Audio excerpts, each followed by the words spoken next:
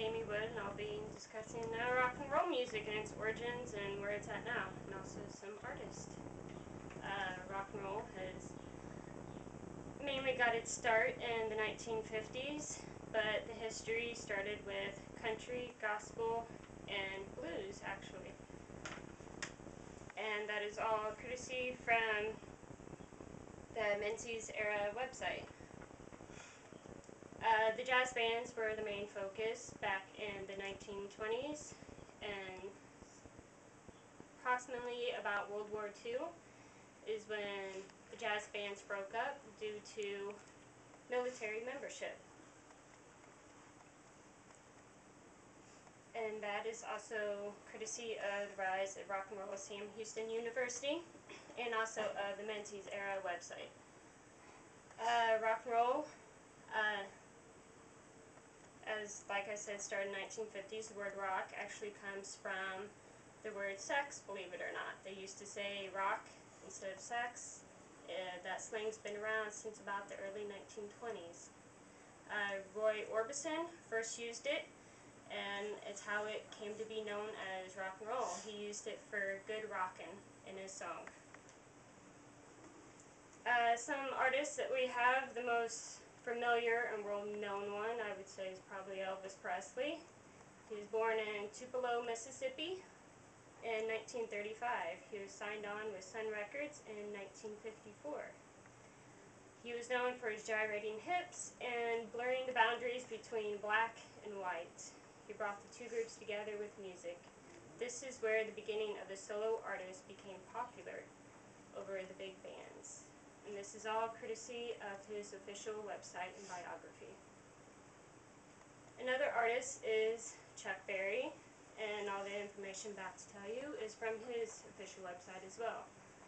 Chuck Berry was born in 1926, October 18th, in St. Louis, Missouri.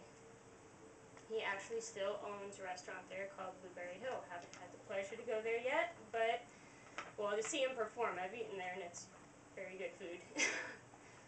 But he started off with his career in music at a high school talent competition. He did a very controversial blues song, and the rise from the crowd, the applaud from the crowd is what really got him going, and he's known to feed off of crowds whenever he performs, even to this day. He is also known as the father of rock and roll. And of course, we cannot forget the Beatles. They are known as Beatlemania. They started their career in 1957 and through 1962. Were doing smaller gigs until they really built up their repertoire in England. They started out in Liverpool, England, and people could not believe that something actually came out of Liverpool, England. To this day, they're still world renowned. Unfortunately, a couple of the members have passed.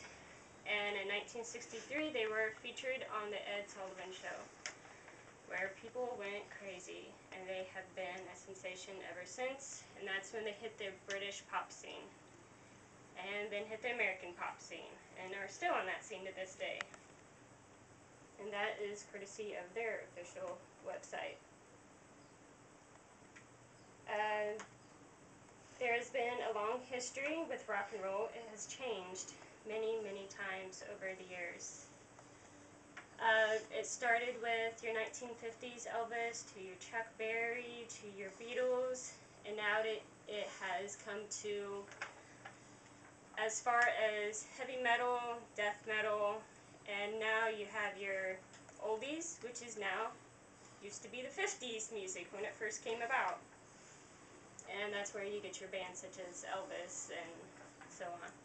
And Elvis also led the way for other singers such as Johnny Cash and Jerry Lee Lewis and Buddy Holly. So if it weren't for him starting the single career and breaking away from the bands, we may not have had those other artists. Artists over the time have varied to Flogging Molly with punk rock, and now I'm sure it will continue to change throughout the years. And thank you. We're busy right now. Yeah, it's in there. It's How in do I there.